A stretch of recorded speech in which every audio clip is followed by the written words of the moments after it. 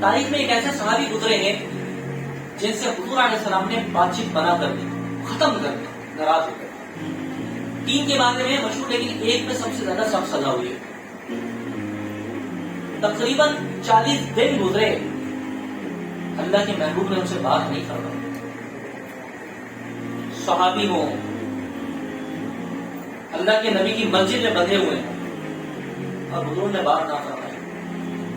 بیوی نے کلام چھوڑ دیا، صحابہ نے تعلق توڑ دیا. اس کے بعد جا کر روم کے بادشاہ نے خط لکھا، دوسرے بادشاہ نے خط لکھا کہ تم تو جنگوں میں سردار رہے ہو، کمانڈر رہے ہو، تمہارے نبی نے تمہیں غلاموں سے زیادہ ذلیل کر رکھا ہے، رسیوں سے باندھا، دربار سے نکال دیا. ہمارے پاس آؤ، تمہیں اپنی فوج کا کمانڈر بناتے ہیں. عزت کی زندگی، بادشاہت. وہ صحابی رو پڑے، جب خط آیا نا رو پڑے. تندور کے پاس کام کر رہے تھے، رو پڑے اور تندور میں پھٹ ڈالا اور رو کر کہنے لگے، اللہ کے نبی کی طرف ایک اتفاق نگاہ کی اور اللہ کی طرف سر اٹھایا. اللہ اتنا ذلیل ہو گیا میں کہ نبی کے ڈر سے ٹھکرایا گیا تو کافروں کی جھولی میں جا گر. اللہ اتنا ذلیل ہو گیا میں کہ نبی کے ڈر سے اگر ٹھکرایا گیا تو کفر میری قیمت لگائے گا، اس سے بہتر ہے زمین پھٹ جائے، میں زمین میں چلا جاؤں، کفر سودا تو نہ کرے. ہم اور آپ بک رہے ہیں، ہمیں سمجھنا چاہیے ہم کس روش پر. یہ کون صحابی تھے اور ان کو سزا کیا تھی؟ حضور نے غزوے میں جانے کا حکم فرمایا، یہ نہیں گئے، تاخیر ہو گئی. کیوں نہیں گئے؟ گھر کے معاملات، کاروبار کے معاملات، فصلیں اور دوسری چیزیں تھی، نہیں جا سکے. جب حضور صلی اللہ علیہ وسلم واپس تشریف لائے تو آپ نے پوچھا، انہوں نے صاف صاف کہا، حضور دنیا نے مجھے رو کے رکھا، میں دنیا کی محبت کے غلبے میں جہاد میں نہیں جا سکا. جہاد میں جانا مردوں کا کام، گھر چھوڑنا، بیوی بچے چھوڑنا، آرام چھوڑنا، موت سامنے کھڑی ہو اپنے آپ کو پیش کرنا، یہ مردوں کا کام ہے. کہنا بہت آسان ہے، تقریر کرنا میرے لیے بھی بہت آسان ہے، کھڑا ہونا نا جہاد کے میدان میں یہ آسان نہیں ہے. وہ صحابی سچ کہہ دیا، جھوٹ نہیں ہوتا، اللہ کے محبوب نے منہ پھیر لیا. ان صحابی کی پچھلی تاریخ اگر آپ پڑھیں نا، یہ کون سے صحابی ہیں؟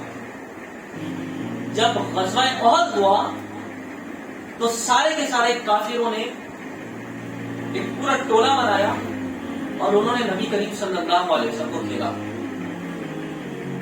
ان کا ہدف یہ تھا کہ جنگ کا جو شبہ سالار ہوتا ہے، اگر اسے ہرا دیا جائے تو فوج خود ہی ہار جاتی ہے، لہذا مسلمانوں سے لڑنا مشکل کام ہے. ساری فوج مل کر ایک ہی شخص پر حملہ کر دے، ہم جیت جائیں گے مگر زیادہ نقصان کے، کافر فتح یاب ہو جائیں گے. تو سارے کافروں نے اپنے نیزے، اپنی انیاں، اپنی برچیاں، اپنی تلواریں، سب کچھ نبی کریم صلی اللہ علیہ وسلم کی طرف کر دی. یہ وہ مشکل وقت تھا جب اچھے صحابہ اکرام کے پیر ٹک نہیں پا رہے تھے، ان کے ساتھ مقابلہ کرنا سخت ہو گیا تھا. حضور کو جب گھاٹی کی طرف یہ لوگ لے گئے نا، پھر صحابہ نے نبی کریم صلی اللہ علیہ وسلم کے وہ جافشانی کے جوہر دکھائے کہ کفر کو پیچھے ہٹایا. لیکن وہ سمجھ گئے صحابہ کہ یہ پھر حملہ کریں گے تو نبی کی طرف کریں گے. یہ وہ صحابی تھے، یہ طرح نبی کے پاس وہ گھاٹی میں گئے اور جا کر سودا کیا کر رہے ہیں، بے کام میں بک جاؤں میں بازار نبی میں. اس شام کے سودے میں خسارہ نہیں ہوتا، سودا کیا انہوں نے.